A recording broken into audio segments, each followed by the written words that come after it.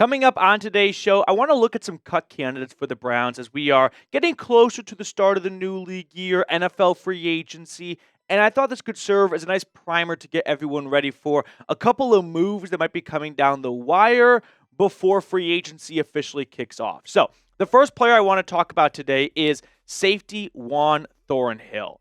Signed a 3-year deal with the Browns almost 2 years ago now, and we can all agree Super Bowl winning safety from the Kansas City Chiefs has just not lived up to the billing. When you look at the financial side, it's not as great as you're probably hoping for. He's got a $5.6 million cap hit this upcoming season. $12.4 million dead cap hit if they move on from him. Now, if they designate Juan Thornhill as a post-June 1 release, they only get $2.5 million in cap savings, which is why this is not a move to generate cap space. I'm also, by the way, saying this right now, I'm not concerned about the Browns' salary cap situation. A lot of folks inside the walls of Berea are not concerned. If they're not concerned, I'm not concerned. I'll be a sheep for them in that regard. But Thornhill, I think, is a move you make because he's not a good safety for this team. One, he's lacking availability. 2 straight seasons where he misses almost half of the season. And when he is on the field, he's either the cause or the root of a major miscommunication. No interceptions, no big plays, no moments where you go like, Juan Thornhill just turned this game around for Cleveland after 2 years. Also, I don't even think he's a top 2 safety on this team. I'd rather have Ronnie Hickman, DeAnthony Bell, and Grant Delpit as my top 3 safeties than Thornhill. I also think that some of the messaging he puts out there on social media after games and whatnot is not doing him any favors. So I'm prepared to just move on from Thornhill, make him a post-June 1 cut. You get a little bit of cap relief, but this is not a cap move. This is a betterment for the roster move. Before we move on to the other candidates on today's episode, make sure you hit me up on social media over on Twitter/X, Matthew Petey. Also, we have a Browns Report Instagram channel, Browns Report IG. So really appreciate those of you that follow me over on social media, helping me grow my platform or whatnot. So if you like what we do here, consider supporting me over there as well. Second cut candidate is defensive end Ogbo Okoronkwo. Similar to Thornhill, he signed a 3-year deal about 2 years ago now, and similar to Thornhill, he just has not lived up to the expectations that were laid out for him. $5.3 million cap hit for 2025, $6.7 million dead cap. Now, if they make him a post-June 1 release, there's a little bit more of cap savings to be had, which is nice. You know, $3.3 million isn't nothing, but I think similar to Thornhill, this is probably a move you're making because he's not really worth the roster spot you're getting out of him. Look at the numbers through 2 seasons so far. His first year with the Browns, 4.5 sacks. And going into 2024, I remember Okoronkwo talking about wanting to get to 10-plus sacks. Ultimately, he ends up with 3 sacks, 5 tackles for loss, and 1 forced fumble. And on top of that, Okoronkwo played 45% of the snaps this past season. That's a season in which the Browns traded away starters Zadarius Smith, lost backup Alex Wright in the first quarter of the season, giving ample opportunities for Okoronkwo to see more playing time, more snaps. And what did the Browns do? They said, we'll take day 3 draft pick, second-year player Isaiah McGuire over our 3-year, $19 million contract signing. That's what the Browns think of Okoronkwo. So I'm having a tough time envisioning him coming back for 2025 when the Browns don't even want him on the field for half the time.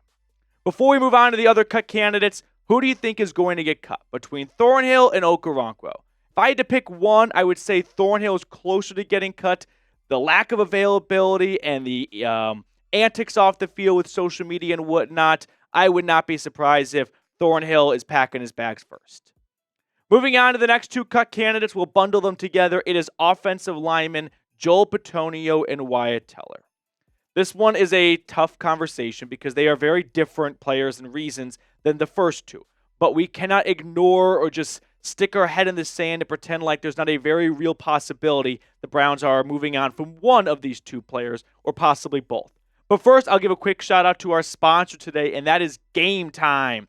Game Time has this awesome feature called Game Time Picks, which takes the stress and frustration out of looking for tickets by filtering out the fluff to show you only incredible deals on great seats. So if you are looking to go to maybe a Cavs game or any other sporting event in your area, I highly recommend that you download the Game Time app, use Game Time Picks, and they're going to show you awesome deals, whether it's zone deals or flash deals. So take the guesswork out of buying tickets with Game Time.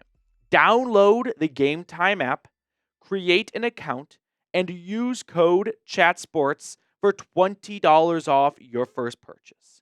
Terms apply. Again, create an account and redeem code CHAT Sports for $20 off.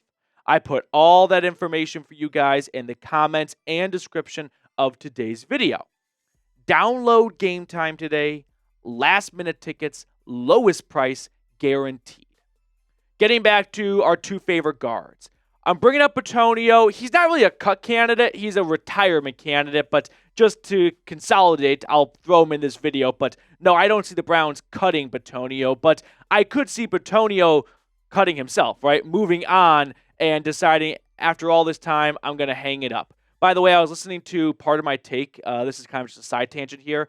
And Mitchell Schwartz was on, and he was talking about how much fun it was in Cleveland with, Joe Thomas, Bitonio, Mack, and man, that was such a good offensive line. So Bitonio is a name to watch for. When it comes to retirement, though, you don't just hit the jackpot salary cap-wise if the guy retires.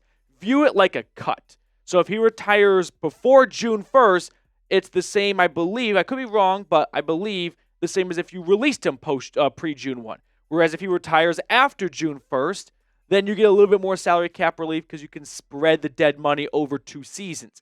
Bitonio's contract and salary cap implications are not too favorable for the Browns. So that's one guard. The other guard is Wyatt Teller. I will put him down as a cut candidate. He's going into the final year of his contract. $14.1 million cap hit for 2025, along with a $19.1 million dead cap. If they designate him as a post-June 1 release, they can get $7 million in cap savings. I think Teller at this stage of his career and kind of Bitonio, they're not looking like the Pro Bowl guards that they were a few years ago. They're playing like average to above average guards. So if they want to continue playing in the NFL, there will be a team that will take them.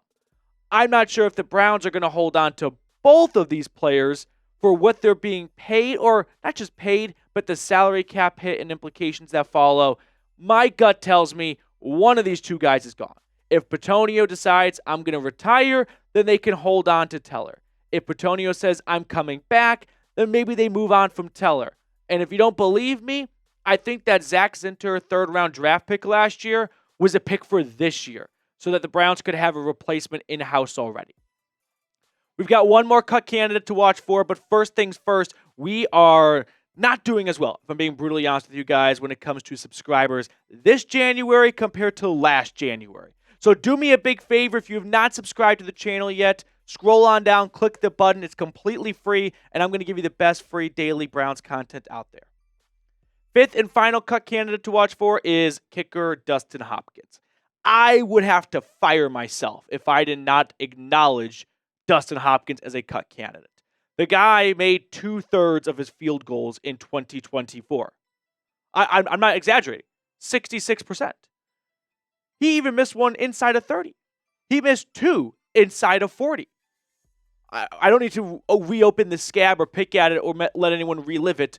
But yeah, Dustin Hopkins, definitely someone to watch for as a cut candidate. But financially, the money doesn't really make a ton of sense to move on from him. He signed a 3-year, $15.9 million contract extension last summer. So those 3 years are beginning right now. If the Browns move on from Hopkins and make him a post-June 1 release, there's no cap savings whatsoever. There's negative cap savings, which I still don't even fully understand. So for that reason, I expect Hopkins to return. I expect the Browns to bring in another kicker as well for all of OTAs, minicamp, and training camp.